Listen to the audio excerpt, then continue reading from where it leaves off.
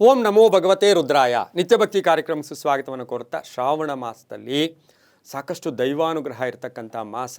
ನಮಗೆ ದಕ್ಷಿಣಾಯನ ಆದರೂ ಕೂಡ ಈ ಶ್ರಾವಣ ಮಾಸಕ್ಕೆ ಹೆಚ್ಚು ಪ್ರಾಶಸ್ತ್ಯ ಇರತಕ್ಕಂಥದ್ದು. ಸೂರ್ಯೋದಯದಿಂದ ಸೂರ್ಯಾಸ್ತದ ತನಕ ಇರ್ಬೋದು, ಪ್ರತಿ ದಿನವೂ ಇರ್ಬೋದು, ಪ್ರತಿ ತಿಥಿಯೂ ಕೂಡ ವಿಶೇಷದಿಂದ ಕೂಡಿರ್ತಕ್ಕಂಥದ್ದು. ಇಲ್ಲಿ ಇವತ್ತಿನ ದಿವಸ ನಾವು ಒಂದು ಪರೀಕ್ಷೆಯನ್ನು ಎದುರಿಸಬೇಕಾಗಿರುತ್ತೆ. ಆ ಪರೀಕ್ಷೆ ಏನು ಅಂದರೆ, ಈ ಶ್ರಾವಣ ಮಾಸದ ಕನಸುಗಳ ಮಹತ್ವ.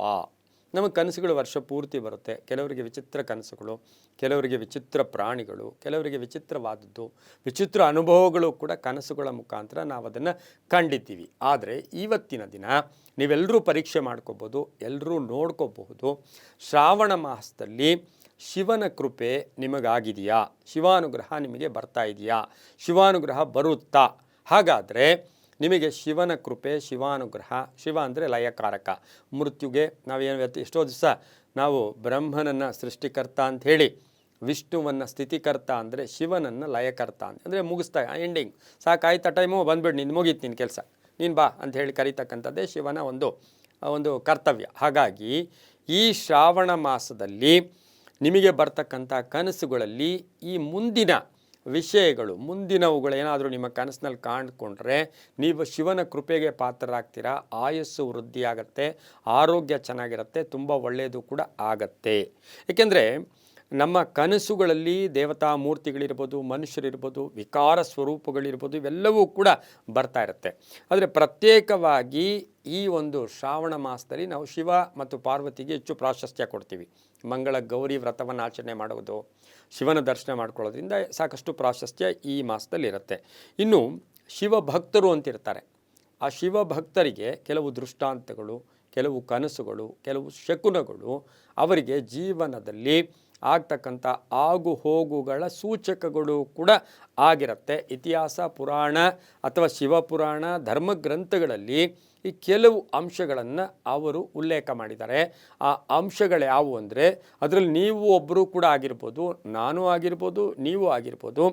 ಇದರಲ್ಲಿ ಏನಪ್ಪ ಅಂದರೆ, ಈ ಶ್ರಾವಣ ಮಾಸದಲ್ಲಿ ಈ ಕನಸುಗಳ ಬಂದರೆ ಮಹಾಶುಭ, ಒಳ್ಳೆಯದು, ಅದೃಷ್ಟ ಕೂಡಿ ಬರ್ತಾ ಇದೆ, ಆರೋಗ್ಯದಲ್ಲಿ ಚೇತರಿಕೆ, ಹಾಗೆ ನಿಮಗೆ ಯಾವುದೋ ಒಂದು ಕೆಟ್ಟ ವಿಷಯ ಈಗಾಗಲೇ ನಿಮ್ಮ ಮನಸ್ಸಿನಲ್ಲಿ, ನಿಮ್ಮ ಕುಟುಂಬದಲ್ಲಿ ಓಡಾಡ್ತಾ ಇದೆ, ಅದಕ್ಕೆ ಶಿವಾನುಗ್ರಹ, ಶಿವಕೃಪೆ ಬರ್ತಾ ಇದೆ, ಆ ಕೆಟ್ಟ ಅಂಶ ಹೊರಟೋಗುತ್ತೆ.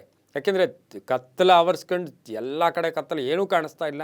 ಅಂತಹ ಸಮಯದಲ್ಲಿ ಒಂದು ಸಣ್ಣ ಕಿಡಿ, ಒಂದು ಚೂರು, ಒಂದು ಜಸ್ಟ್ ಅಣು ಮಾತ್ರದ ಕಿಡಿ ಕಾಣಿಸಿದ್ರೂ ಕೂಡ ಆ ಕತ್ತಲು ಓಡೋಗ್ಬಿಡುತ್ತೆ. ಕತ್ತಲು ಅನ್ನೋದು ಕೆಟ್ಟದ್ದು, ಆ ಬೆಳಕು ಅನ್ನೋದು ಒಳ್ಳೆಯದು. ಹಾಗಾಗಿ ಈ ಅನುಭವದ ಕನಸುಗಳು ನಿಮಗೆ ಬಿದ್ದರೆ ನೀವು ಶಿವನ ಕೃಪೆಗೆ ಪಾತ್ರರಾಗ್ತೀರಿ. ಪ್ರಪ್ರಥಮವಾಗಿ ಒಂದು ನಾಗದೇವರು, ನಾಗಪ್ಪ.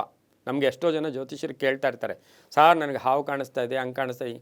ಆದರೆ ಈ ಸಮಯದಲ್ಲಿ ನಾಗಪ್ಪ ಕಾಣಿಸಿದ್ರೆ, ಅದು ಎಡೆ ಬಿಚ್ಚಿರೋ ನಾಗಪ್ಪ ನಿಮ್ಮ ಮುಂದೆ ಎಡೆ ಬಿಚ್ಚಿ ನಿಂತಿದ್ದರೆ ಶುಭ, ಆಸ್ತಿಯ ಕಲಹ ಇತ್ಯರ್ಥ ಆಗುತ್ತೆ, ಕುಟುಂಬದಲ್ಲಿ ಒಳ್ಳೆಯದಾಗತ್ತೆ, ಆರೋಗ್ಯದಲ್ಲಿ ಒಳ್ಳೆಯದಾಗತ್ತೆ, ಆಸ್ತಿಯ ವಿಭಾಗಗಳಲ್ಲಿಯೂ ಕೂಡ ಶುಭ ಆಗುತ್ತೆ. ನಾಗಪ್ಪ, ಅಲ್ಲಿಗೆ ಶಿವನ ಕೃಪೆ ನಿಮ್ಮ ಮೇಲಾಗಿದೆ.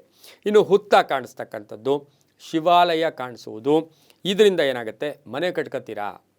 ಹುತ್ತ ಕಾಣಿಸ್ತಾ ಇದೆ, ಶಿವಾಲಯ ಕಾಣಿಸ್ತಾ ಇದೆ, ಒಂದು ಅಪಾರ್ಟ್ಮೆಂಟ್ ಇರ್ಬೋದು, ಮನೆ ತಗೊಳ್ಳೋದಿರ್ಬೋದು, ಮನೆ ಕಟ್ಕೊಳ್ಳೋಕ್ಕೆ ನಿಮಗೆ ಈ ಸಮಯ ಅಂದರೆ, ಈಗ ನಾಳೆ ಇವತ್ತಿನ ತಿಂಗಳು, ಇವತ್ತೇ ನಾಳೆ ಅಲ್ಲ, ನಿಮಗೆ ಮುಂಬರುವ ದಿನಗಳಲ್ಲಿ ಮನೆ ಕಟ್ಕೊಳ್ತೀರಾ ಅಂತ ಹೇಳುತ್ತೆ.